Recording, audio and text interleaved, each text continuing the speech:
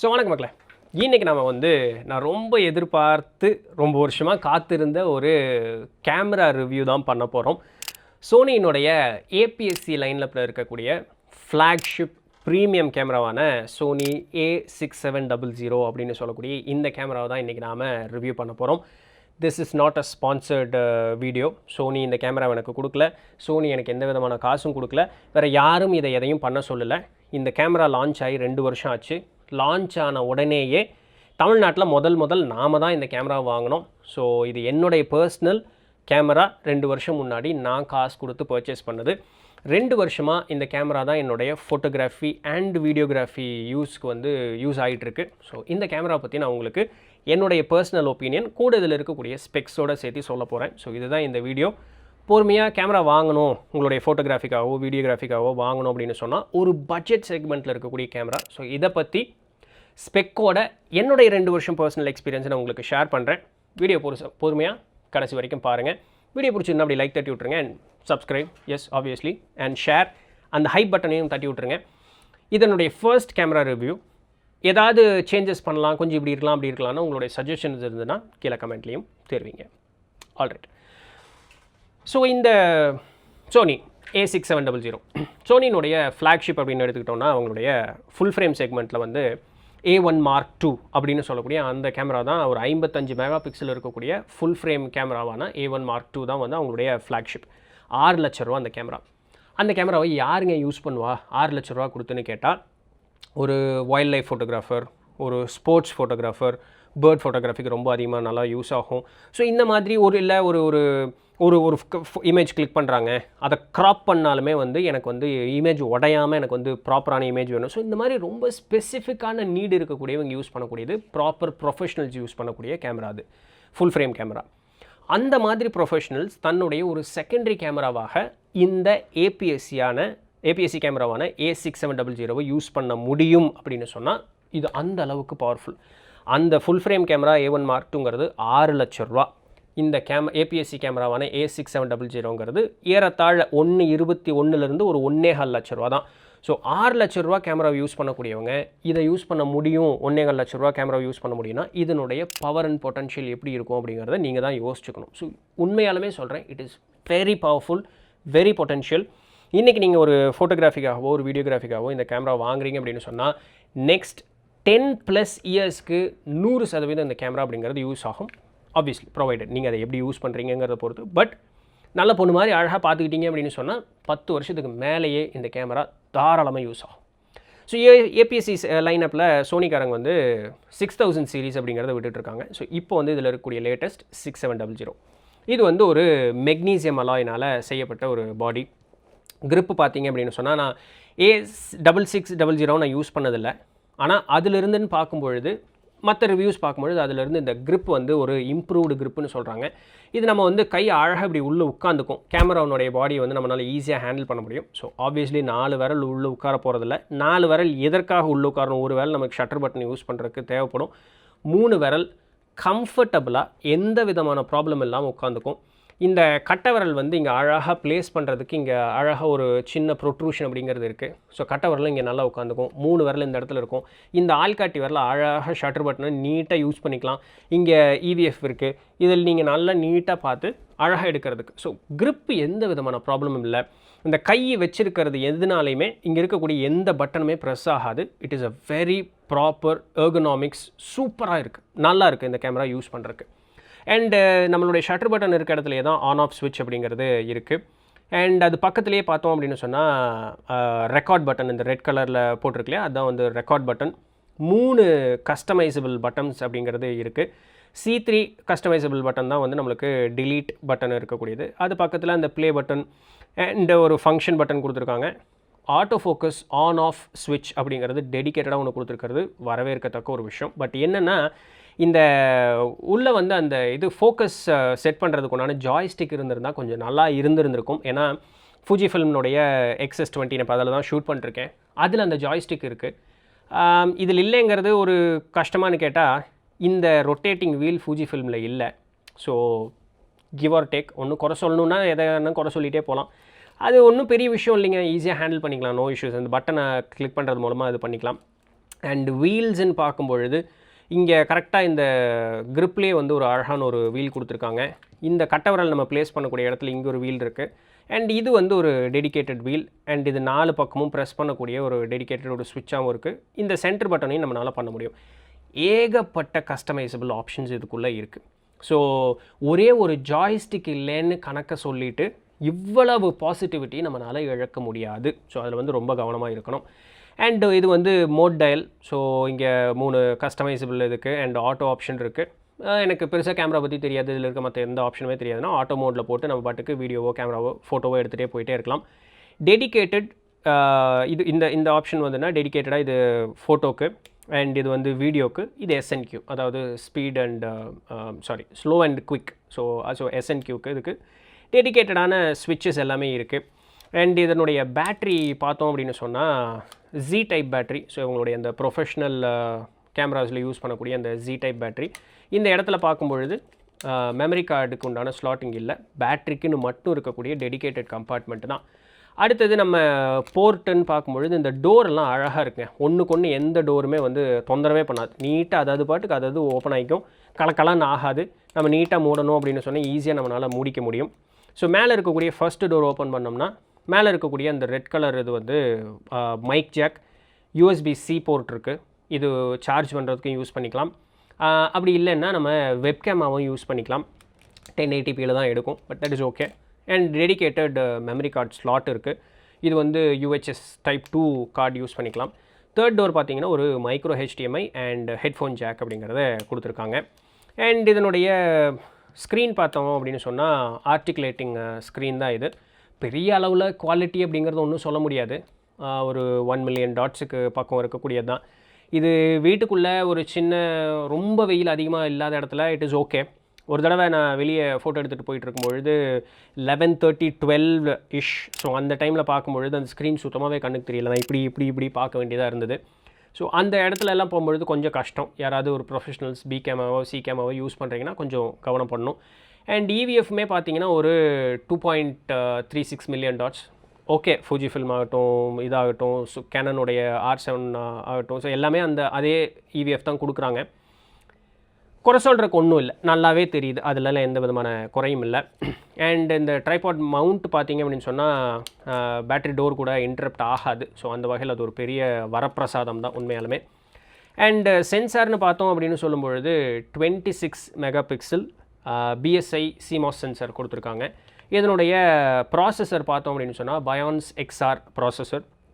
Sensor வந்து இந்த 26 mega pixel sensor சொன்னோம் இல்லையா, சோனியினுடைய சினி கேமராவான FX30 அப்படின்னு சொல்லக்கூடியதில் பயன்படுத்தக்கூடிய அதே சென்சார் தான் இதுலேயும் இருக்குது.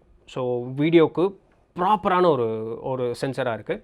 இது வந்து ஒரு ஹைப்ரிட் கேமராங்கிறதுனால ஃபோட்டோகிராஃபிக்கும் அட்டகாசமான ஒரு கேமரா இது. And Bionz XR processor with AI processing யூனிட்டோட ப்ராப்பராக கொடுத்துருக்காங்க. சோனியினுடைய ஒரு ஃபோட்டோகிராஃபிக்குன்னு டெடிக்கேட்டடான ஃபோட்டோகிராஃபி கேமராவான A7R5, இன்றைக்கி அதுதான் டெடிக்கேட்டட் ஃபோட்டோகிராஃபி கேமரா A7R5. அதில் இருக்கக்கூடிய அந்த AI ப்ராசஸிங் யூனிட் தான் இதுலேயும் இருக்குது. வரவேற்கத்தக்க ஒரு விஷயம். ஹியூமன் ஆட்டோ ஃபோக்கஸிங் பார்த்தோம்னு வச்சுங்களேன், human detection, bird detection, insect detection, வெஹிக்கிள்ஸில் பார்த்தோம் அப்படின்னு சொன்னால் காரு, அதுக்கப்புறம் ட்ரெயின், அதுக்கப்புறம் ஃப்ளைட்டு, இனி UFOக்கு மட்டும்தான் இல்லை, அதுவும் கொடுத்துருந்தாங்கன்னா இது எல்லாமே முழுசும் கவராக இருந்திருக்கும். ஸோ அந்த அளவுக்கு ஒன்ஸ் அப்படி சக்குன்னு அப்படி பிடிச்சிருச்சுன்னு வச்சுங்களேன், அந்த ரைட் ஐ இல்லை லெஃப்ட் ஐ ஃபோக்கஸ் பண்ணுன்னு சொல்லிட்டிங்கன்னு வச்சுங்களேன், அப்படி பிடிச்சானா பிடிச்சதாங்க, விட்டவே மாட்டான். பறவையெல்லாம் வந்து மரத்துக்கு பின்னாடி உட்காந்தாலும் சரி, அந்த கண் அப்படி பிடிச்சிட்டான்னு வச்சுங்களேன், நகராது. அந்த எவ்வளோ பறவத்தை சர்றன்னு அடிச்சுட்டே வந்தோம்னா அது வாட்டுக்கு ஃபோட்டோ எடுத்துக்கிட்டே வந்துட்டே இருக்கும் without any problem. Dynamic range அப்படின்னு பார்க்கும்பொழுது 14 ஸ்டாப் டைனமிக் ரேஞ்சுங்க. நான் வந்து ஒரு ஃபோட்டோ வந்து ரொம்ப இருட்டான ஒரு சூழல், அந்த ஒரு சின்ன லைட் மட்டும்தான் இருக்குது, அந்த இடத்துலேருந்து அப்படி அந்த லைட் அப்படி இழுத்திங்கன்னு வச்சுங்களேன், இல்லை எங்காவது நீங்கள் தெரியாமல் ஓவர் எக்ஸ்போஸ் பண்ணதை கீழே இறக்கணும்னு வச்சுங்களேன், 14 ஸ்டாப் டைனமிக் ரேஞ்ச் என்ன ஒரு ஸ்வீட் ஸ்பாட், சூப்பராக இருக்குங்க. ஒரு APS-C கேமரா 14 ஸ்பாட் டைனமிக் ரேஞ்சில் இவ்வளோ சூப்பராக வேலை செய்யணும், இவன் தான், வேறு ஆளே கிடையாது. உண்மையிலுமே சூப்பராக இருக்கும் டைனமிக் ரேஞ்ச். அண்ட் ஃபோட்டோகிராஃபிக்குன்னு பார்க்கும்பொழுது 11 frames per second ரா பர்ஸ்ட் மோடில் இது எடுக்கும். ஒரு அழுத்தி பிடிச்சோம்னா சர்றன்னு எடுக்கும்.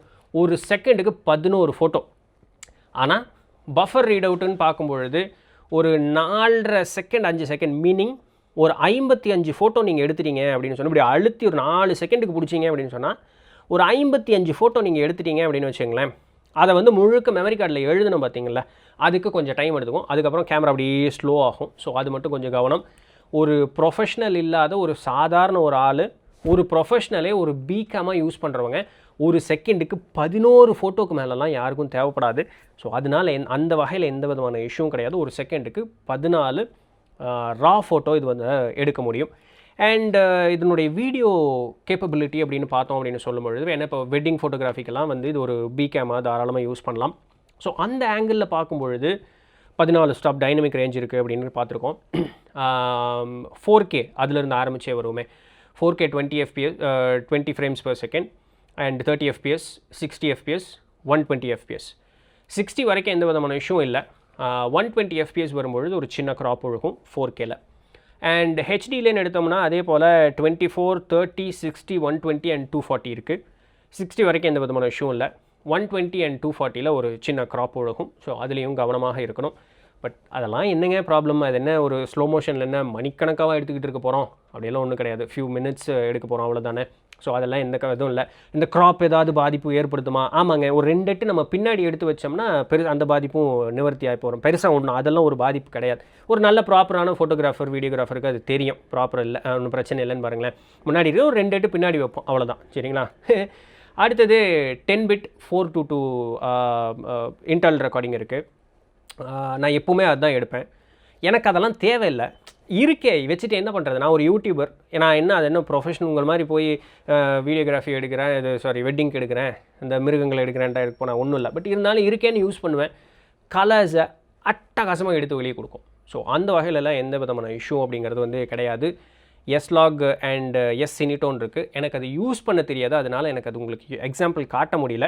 If you're a professional, S-Log and S-Cinetone உங்களுக்கு யூஸ் பண்ண தெரியும்னா இதில் அது இருக்குது. சரிங்களா? 10-bit 422ல் அழகாக இன்டர்னலாகவே எழுதிக்கலாம். And 5 axis in-body image stabilisation இருக்குது. பெருசாக நீங்கள் வந்து அப்படி இப்படியெல்லாம் வந்து போக முடியாது. ரோலர் கோஸ்டரில் போகிற மாதிரி அப்படியே போகலாம், ப்ராப்ளம் ஒன்றும் இல்லை. பட் டிஜிட்டல் ஸ்டெபிலைசேஷன் கொடுக்கும்பொழுது ஒரு க்ராப் உழுகத்தான் செய்யும். எனக்கு ஞாபகம் இருக்கிறது சரின்னா 1.5 times க்ராப் உழுகும்னு நினைக்கிறேன், இல்லை 1.2 times க்ராப் உழுகும்னு நினைக்கிறேன். பட் டீசெண்டான வீடியோ வந்து இருக்கும். மித்தபடி வேறு என்ன பார்க்கும்பொழுது ஹீட்டிங் இஷ்யூ அது முக்கியமானது இருக்கு இல்லையா? நான் சொல்கிறது ரூம்குள்ளே இருக்கக்கூடியது தான் நான் சொல்கிறேன். நீங்கள் வந்து கால்குலேட் பண்ணிக்கணும். முதல் டைம் நான் எடுக்கும் பொழுது சம்மர் டைம். ஸோ வெளியே வந்து அவுட் சைட் டெம்பரேச்சர் பார்த்தீங்க அப்படின்னு சொல்லும் பொழுது ஒரு அபவுட் ஒரு 35-38 டிகிரி இருந்தது. ஸோ ரூம்குள்ளே ஏசி இல்லாமல் நார்மலாக ரூம்குள்ளே ஒரு ஃபேனுக்குள்ளே மட்டும் உட்காந்துட்டு இருக்கும் பொழுது 4K 24 FPS 3/4 மணி நேரத்தில் கேமரா ஹீட் ஆகி ஆஃப் ஆகிடுச்சு. சரிங்களா? ஸோ இதுதான் நடந்தது. தென் நான் கேமராவை டெஸ்ட் பண்ணணும் அப்படிங்கிறதுக்காக அதே போல் காலையில் ஒரு 10 மணி அளவில் அபவுட் ஒரு 30-32 டிகிரி இருக்கும் பொழுது கேமராவை எடுத்தேன். 4K 24 FPSல ஆன் பண்ணி விட்டு போயிருந்தேன். அப்போவும் 3/4 மணி நேரத்தில் ஆஃப் ஆகிடுச்சு. ஆனால் குளிர்காலத்தில் வெளியே டெம்பரேச்சர் வந்து ஒரு 28-30-ish இருக்கக்கூடிய அந்த ஒரு டைம் ரூம்குள்ளே ஏசி ஓடிட்டுருக்கு. ஸோ அந்த டைம்லன்னு பார்க்கும்பொழுது அதிசயமாக இருந்தது. 1 மணி நேரம் 25 நிமிஷம் 1 மணி நேரம் 25 நிமிஷம் பக்கம் 4K 24 FPS ஓடிச்சு. அதுதான் என் லைஃப்லேயே ஃபஸ்ட்டு டைம் இது இவ்வளோ தூரம் ஓடுனது. எனக்கே ஆச்சரியமாக இருந்தது. பட் நடந்தது. அது ஒரே தடவை தான் நடந்தது. நான் மறுபடியும் அந்த ரிஸ்க் எடுக்கிறதுக்கு விரும்பல. ஒரு பாட்காஸ்ட் ஷூட் பண்ணும்பொழுது அந்த மாதிரி நடந்தது. மற்றபடி ஹெச்டி 2 மணி நேரம் வேணாலும் ஓடும். பேட்ரி தீர்ற வரைக்கும் ஹெச்டியில் எந்த இஷ்யூவும் கிடையாது. 10-bit 422லேயே எழுதினாலும் சரி. ஆனால் கேமராவில் தொட்டு பார்த்தோம்னா சூடு இருக்க தான் செய்யும். பேட்டரியினுடைய கெப்பாசிட்டி பார்த்தோம்னா வீடியோவுக்கு ஒரு ஹெச்டியில் எடுக்கிறீங்க அப்படின்னு சொன்னால் ஒரு 2 மணி நேரம் 2.5 மணி நேரம் வச்சுக்கங்களேன். ஹையஸ்ட் பாயிண்ட் பெஸ்ட் கேஸ் சினாரியோவில் 2.5 மணி நேரம் no issues. But 2.5 is comfortable. But 2.5 மணி நேரம் எடுக்கும், நோ இஷ்யூஸ். 4Kலன்னு பார்க்கும்பொழுது 1-1.5 மணி நேரம் அதிகபட்சம். திருப்பம் சொல்கிறேன், பெஸ்ட் கேஸ் சினாரியோவில் டெம்பரேச்சர்லாம் நார்மலாக இருக்குன்னா 1-1.5 மணி நேரத்துக்கு 4K ஓகே. பட் அவ்வளோ தூரம் வராது, பட் ஓகே. பட் உங்களுடைய சுற்றுச்சூழல் அண்ட் டெம்பரேச்சர் நீங்கள் பார்த்துக்கணும். பாடி கண்டிப்பாக ஹீட் ஆகும், பிகாஸ் இதில் ஃபேன் அந்த மாதிரி எதுவுமே இல்லை. ஸோ பாடி ஹீட் ஆகும். ஹீட் ஆச்சுன்னா அவன் பாட்டுக்கு பேசாமல் நின்றுவான். டெம்பரேச்சர் வார்னிங் கொடுத்துட்டு அவன் பாட்டுக்கு பேசாமல் ஆஃப் ஆகி நின்றுவான். உங்களால் ஒன்றும் பண்ண முடியாது. கேமராவை அடுத்து ஒரு 5 நிமிஷத்துக்கு சும்மா வச்சுக்கிட்டு இருக்கணும், வேறு வழியே இல்லை. சரிங்களா? ஸோ அதில் வந்து ரொம்ப கவனமாக இருங்க. அண்டு சோனி வந்து பற்றி தெரிஞ்சவங்களுக்கு உங்களுக்கு இதே தெரியும். இவங்கள்ட்டே வந்து ஏபிஎஸ்சி லைனப்பில் நிறைய லென்சஸ் இருக்குது. அது விட்டோம்னா சிக்மா இருக்குது, டேமரான் இருக்குது, வில்ட்ராக்ஸ் இருக்குது, இன்றைக்கி 7 ஆர்டிசான்ஸ் இருக்குது, டிடி ஆர்டிசான்ஸ் இருக்குது. ஸோ நிறைய வந்து தேர்ட் பார்ட்டி லென்சஸ் சோனிக்காரங்க வந்து அலோவ் பண்ணுறாங்க. ஸோ அதுலேயும் எந்த விதமான ப்ராப்ளம் அப்படிங்கிறது இல்லை. ஃபார் அன் ஏபிஎஸ்சி பாடி நம்ம வந்து 1.25 லட்ச ரூபா செலவு பண்ணுமா அப்படின்னு நீங்கள் நினைக்க வேண்டாம். ஏன்னா இது வந்து வேர்தி. எல்லா வகையிலையுமே இது வந்து ஒரு ப்ரொஃபஷ்னலான ஒரு கேமரா. ஸோ எந்த விதமான சந்தேகமும் இல்லாமல் தாராளமாக இந்த ஒரு கேமராவை நம்ம வாங்கலாம். ஃபார் vlogging பேசாமல் ஆட்டோ மோட் போட்டுவிட்டு ஒரு 11mm ஒரு 15mm 16mm ஒரு லென்ஸை தூக்கி மாட்டிட்டு நீங்கள் வாட்டிக்கூடியே பிடிச்சிக்கிட்டே நடந்து போனீங்கன்னு வச்சுங்களேன், அட்டகாசமான ஒரு கேமரா. ஒரு 4K போட்டிங்கன்னா என்ன vlog என்ன மணிக்கணக்காக எடுக்க போகிறீங்களா? அது ஒன்றும் கிடையாது. நீட்டாக ஆட்டோ மோடில் போட்டுவிட்டு அப்படியே எடுத்துகிட்டே போனீங்கன்னா it's a very beautiful camera for vlogging, but it is not only for vlogging. It is a proper even for a professional இது ஒரு பி கேமரா தாராளமாக யூஸ் பண்ண முடியும். ஸோ ஒரு 90% மக்களுக்கு இது மெயின் கேமராவாகவே 10+ இயர்ஸ் 100% வேலை செய்யும். ஸோ இது என்னுடைய personal opinion and personal experience இதில் இருக்கிறது எல்லாமே.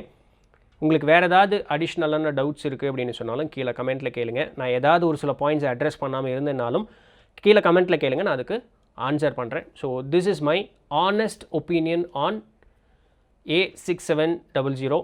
And yes, it is 100% recommended to buy in 2026, even in 2028, no issues. Even in 2030 இதை தாராளமாக வாங்க முடியும். அந்த அளவுக்கு இது ஒரு பவர் ஹார்ஸ். எஸ், இதுதான் இன்றைக்கி என்னுடைய வேர்டிக்ட் ஆன் சோனி A6700. நீங்கள் என்ன நினைக்கிறீங்க அப்படிங்கிறத கீழே கமெண்ட் பண்ணுங்கள். If you have a camera, என்ன கேமரா வச்சுருக்கீங்க, அந்த கேமராவை ஏன் வாங்குனீங்க அப்படிங்கிறது உங்களோட சின்ன எக்ஸ்பீரியன்ஸ் நானும் தெரிஞ்சுக்கலாங்கிறதுக்காக. எஸ், கடைசியாக ஒன்று சொல்ல மாட்டேன். It has a very beautiful and intuitive menu system. புது மெனு சிஸ்டம், ப்ரொஃபஷனலாக இன்றைக்கி எல்லாமே யூஸ் பண்ணக்கூடிய அந்த மெனு சிஸ்டம் தான். ஸோ அந்த வகையிலும் இது ரொம்ப நல்லா இருக்குது. Yeah it's a very good camera. உங்களுடைய கருத்துக்களை கீழே கமெண்ட்டில் தெரிவிங்க. அடுத்த வாரம் வேறு ஏதாவது ஒரு சுவாரஸ்யமான செயலில் சந்திப்போம். அதுவரையும் தொடர்ந்து இணைந்திருங்கள். நான் உங்களுக்கு தண்டபாணி. பாய்.